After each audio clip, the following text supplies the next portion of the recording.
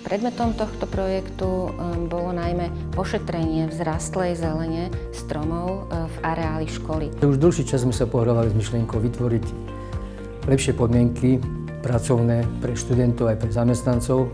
Predmetom nášho projektu je zabezpečenie športových potrieb pre futbalový klub. Tak sme sa rozhodli vypracovať projekt. Postup bol veľmi jednoduchý. V tom projekte sme vlastne vysvetlili, čo očakávame a čo by sme chceli. Trebalo predovšetkým hlasovať, no a zabezpečili sme si hlasy tak, že sme oslovili predovšetkým rodičov a tí hlavne nám pomohli tento projekt vyhrať. Vďaka ich podpore sa nám podarilo vyhrať a získať tak finančné prostriedky na zakúpenie preliesky pyramídy, ktorá je viacúčelová. Futbalisti sa veľmi potešili, keď dostali nové športové potreby. Vďaka podpore Raiffeisen banky sa podarilo v areáli školy odborne ošetriť 25 vzrastlých, veľkých, krásnych ihličnatých stromov. Mám dobrý pocit z toho, že tento projekt prispeje ku skvalitneniu nielen prostredia školy, ale vôbec celého mesta a že ho budú využívať aj iní ako naši študenti a zamestnanci.